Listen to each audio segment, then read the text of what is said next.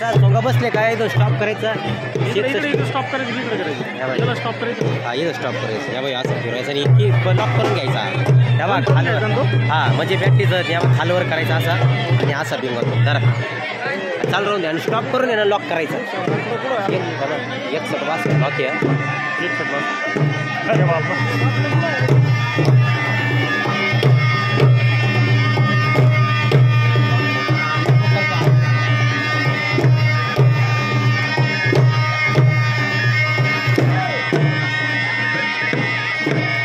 आमच्या